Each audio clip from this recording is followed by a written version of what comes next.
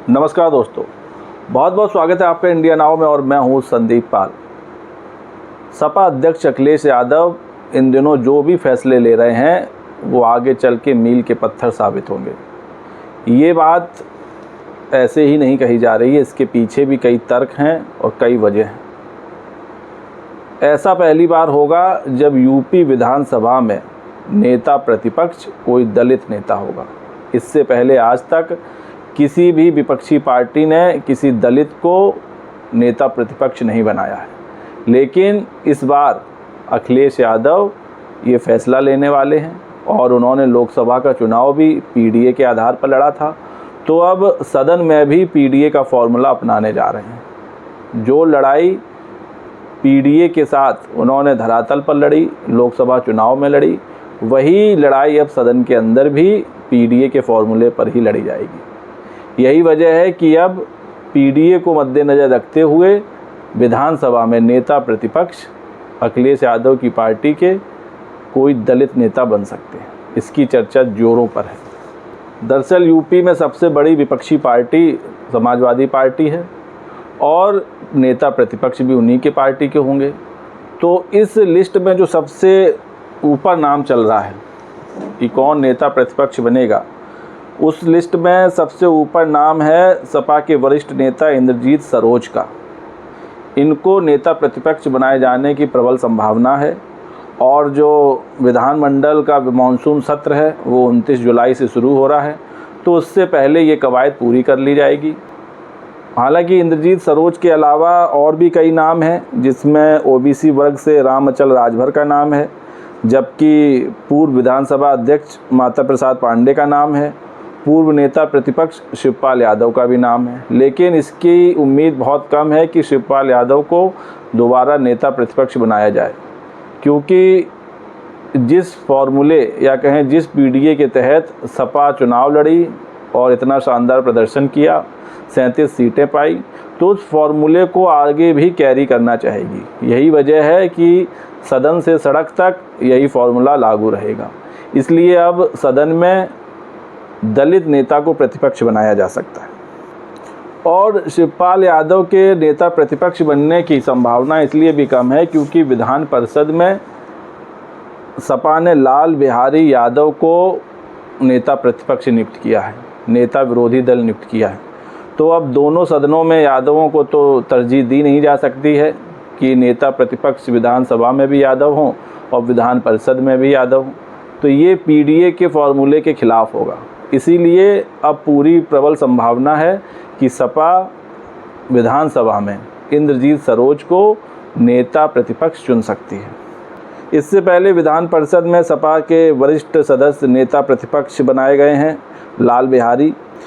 सपा के राष्ट्रीय अध्यक्ष ने लाल बिहारी यादव को नेता विरोधी दल के लिए नामित किया। इसके अलावा विधान परिषद के सदस्य किरण पाल कश्यप को सदन में मुख्य सचेतक और आशुतोष सिन्हा को सचेतक नामित किया गया है। इसके अलावा जासमीर अंसारी को सदन में उपनेता के रूप में नामित किया गया है। तो अब सिर्फ नेता प्रतिपक्ष का पद खाली है विधानसभा में, जिसका भी ऐलान कुछ दिनों बाद कर दिया जाएगा विधानमंडल के मानसून सत्र से पहले। और इस लिस्ट में सबसे आगे नाम चल रहा है इंद्रजीत सरोज का।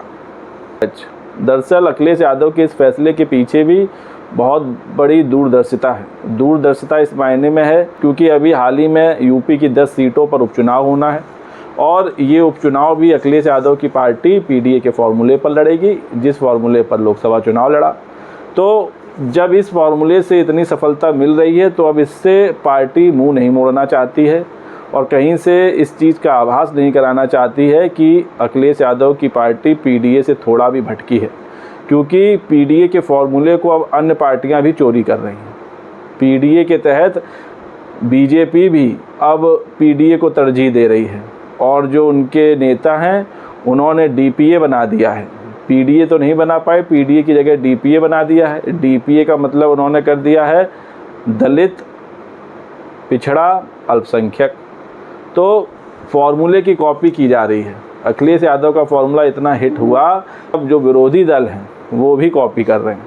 तो कॉपीराइट तो पीडीए पर अखिलेश यादव का ही है, क्योंकि सबसे पहले फार्मूला उन्होंने बनाया। अब उस फार्मूले को तोड़ मोड़ के तोड़ मरोड़ के अन्य पार्टियां बना रही हैं, कोई डीपीए बना रहा है, कोई एडीपीए बनाएगा, तो ये सब तो चलता रहेगा, सियासत है। लेकिन अखिलेश यादव ये संदेश देना चाहते हैं कि पीडीए के फॉर्मूले को वो छोड़ेंगे नहीं। इसीलिए उपचुनाव में भी इसी फॉर्मूले पर चुनाव लड़ा जाएगा और इसी फॉर्मूले के तहत प्रत्याशी भी तय किए जाएंगे। सपा उपचुनाव में 7 सीटों पर लड़ रही है और कांग्रेस को 3 सीटें दी हैं, तो इन जो 7 सीटों पर उम्मीदवार उतारे जाएंगे, इसमें भी पीडीए का पूरा ध्यान रखा जाएगा। सपा में कोई भी फैसला, फिर चाहे वो चुनावी हो, संगठन के पर्पज़ से हो, सब में पीडीए का फॉर्मूला दिखेगा। तो ये जो विधानमंडल का मानसून सत्र होने वाला है, ये एक बार फिर से हंगामेदार होने वाला है, क्योंकि इस बार ऐसे कई मुद्दे हैं जिस पर विरोधी दल, या कहें जो सपा सबसे बड़ी विरोधी पार्टी है, विपक्षी पार्टी है, वो तमाम मुद्दों पर बीजेपी को घेरेगी। फिर चाहे वो पेपर लीक का मसला हो, कांवड़ यात्रा के रूट पर नाम लिखाने का मसला हो, नौकरी का मसला हो, बेरोजगारी का मसला हो, बुलडोज़र का मसला हो, बहुत मुद्दे हैं जिन पर विपक्ष हमलावर रहेगा। और अब देश में और प्रदेश में समाजवादी ऐसी पार्टी है जो सबसे मजबूत विपक्ष बनकर उभरा है। हालांकि संसद में कांग्रेस के साथ सबसे मजबूत है और प्रदेश में अपने बूते सबसे मजबूत है। तो अब देश और प्रदेश की सियासत अखिलेश के इर्द गिर्द घूम रही है। यही वजह है कि अखिलेश यादव आने वाले वक्त में बहुत बड़े नेता बनकर उभर रहे हैं और उस राह पर चल दिए हैं, और जल्द ही आप देखेंगे कि समाजवादी पार्टी राष्ट्रीय पार्टी में तब्दील होती नज़र आएगी। तो दोस्तों, आपको क्या लगता है, अखिलेश यादव का ये फैसला पार्टी को बुलंदियों तक ले जाएगा और पीडीए के तहत सदन में भी नेता प्रतिपक्ष और नेता विरोधी दल चुना जाना कितना बड़ा फैसला है, इसके आगामी परिणाम क्या होंगे? अपनी राय कमेंट करके दीजिए। वीडियो पसंद आया हो तो चैनल को लाइक, शेयर और सब्सक्राइब करना ना भूलिए। तब तक के लिए नमस्कार।